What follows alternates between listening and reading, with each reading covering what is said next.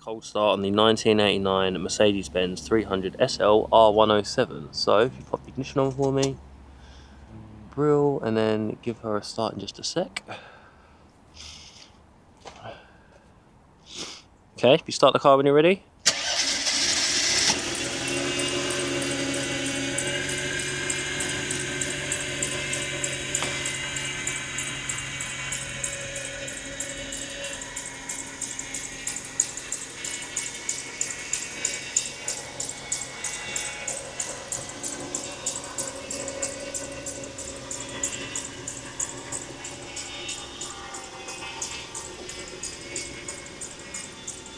And then a couple of revs.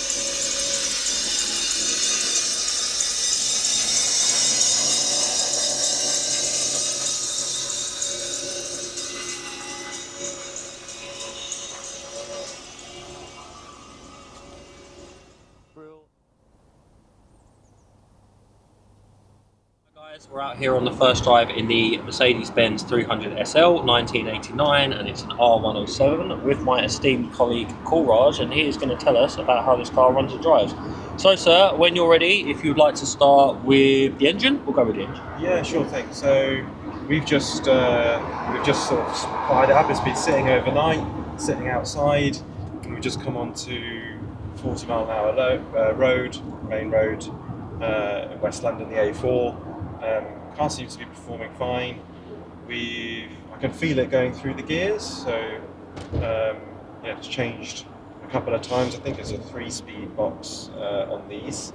So yeah, the engine feels like it's got the grunt to it. Started, needed a little bit of the fuel pump needed to pump through a bit of fuel before it started up, as you see in the video. But now we're on the road, seems all okay. All these gauges seem to be working fine in terms of oil, petrol gauge. You've got the economy there as well, and temperature gauge seems to be going up slowly. There is the coolant level light on the dash, so had a quick look before we set off, and there was coolant in there. We put some more extra in, so as we're going onto the motorway, we'll keep an eye on that. And in addition to that, the speedometer is not working at the minute, so looks like that may well just be something that needs investigating. Might just be something sort of clogged up a little bit because it hasn't been used for a while. But yeah, from an engine perspective, it seems to pull okay. We'll get onto a 70 mile an hour stretch in a minute, so we'll put our foot down and see what the straight six gives us. Cool, bro. You mentioned the gearbox. Can we just touch on that really quickly? Yeah, You sure. said it was cycling through gears. Didn't notice any sticking or anything like that? Was holding onto gears any longer than it should be? No sticking, but obviously it's an older style gearbox. You do feel the gear change, if that makes sense. It's not like the modern automatic gearboxes where sometimes you don't even realise it's changed gears. So yeah, you just feel a noticeable change in the revs and it going through the gears basically. I mean, otherwise it's smooth. Yeah, otherwise it's smooth. Yeah. Don't hear any. I mean, it's quite a cosseted cabin in these. We've taken the hard top off and we've got the soft top on for the on the road video. We're not getting too much wind noise at around 30-40 miles an hour that we're going at the minute.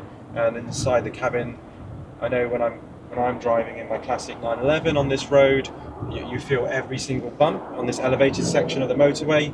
Here, we're not feeling anything at all. I mean, sometimes I wonder if my own suspension is broken in my car with the way you can feel the thuds. Obviously, it's a sportier suspension. These cars very much are designed more for cruising. and it's soaking up the bumps in the bits of this bridge, which come regularly with ease. Not feeling it at all. Steering seems to be fine as well.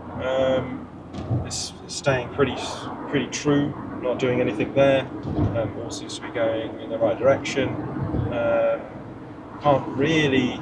You can feel maybe like the tiniest amount of vibration through the wheel, whether that's just the road surface or whether it's just a slight adjustment needed. Not 100% certain, but it's not sort of nothing too bad really. Nothing to cause concern. Nothing to cause concern. No, I don't think so. Feels all good. Obviously, on these classic R107s, it's a very big steering wheel with power steering. Makes it super easy to navigate the car.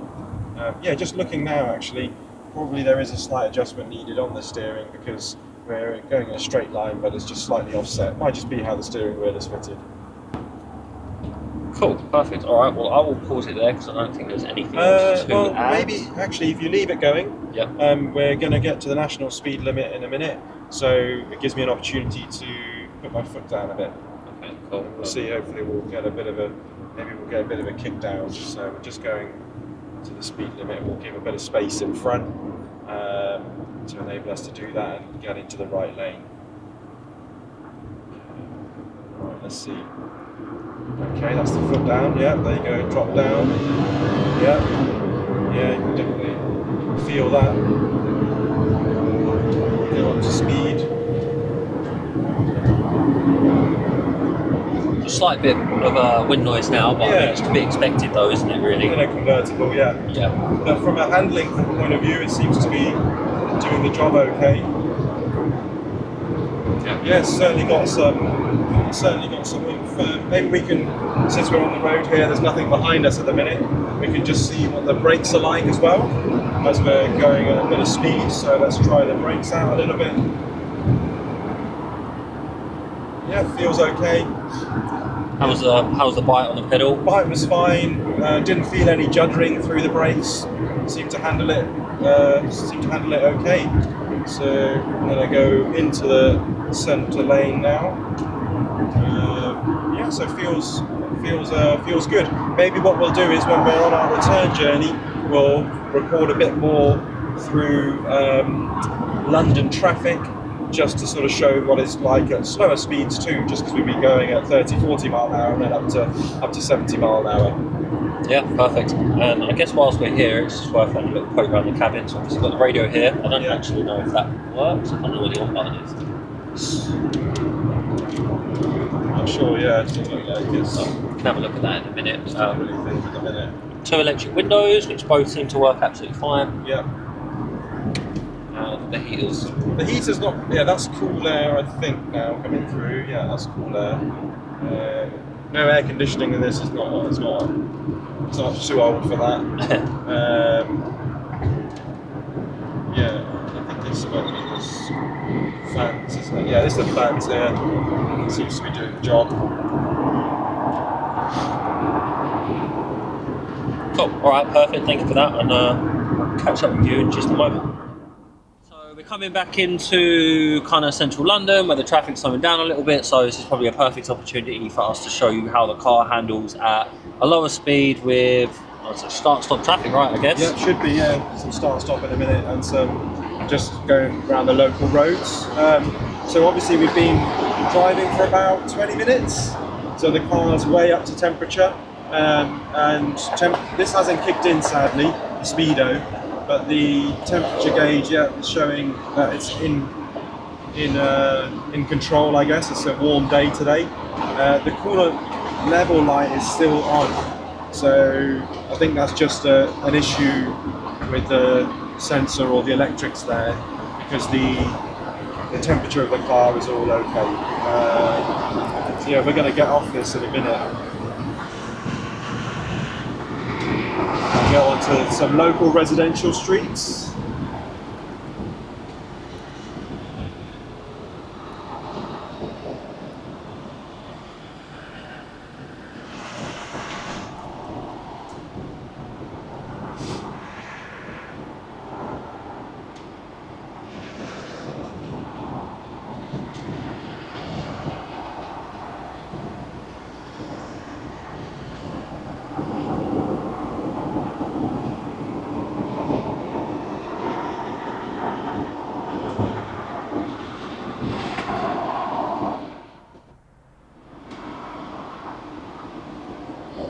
pulling into Chiswick now.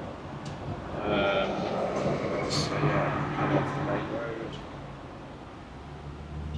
20 miles an hour. See if we can hear any squeaks or anything.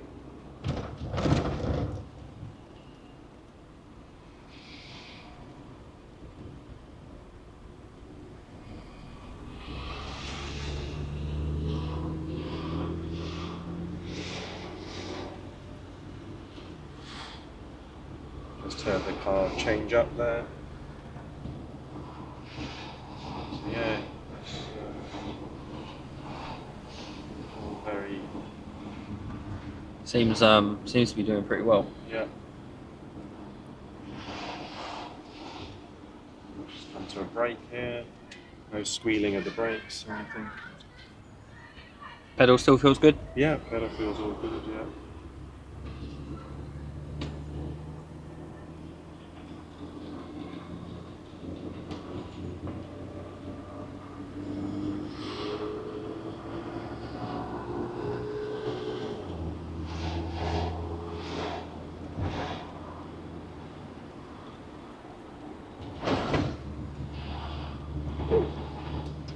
Wipers.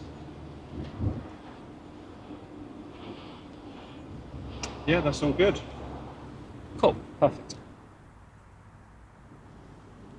Hi there. So, just a quick one to say we've been going through the traffic, and the coolant level light has gone off now. There is a warning for bulbs. One of the exterior bulbs, that light's come on. But yeah, otherwise that's stopped. And as we said, just done a bit of stop-start, turn the car off as well. No issues, and the temperature is all good. So yeah, it's probably just a bit of a lack of recent use that's driven some of these electrical foibles. Okay.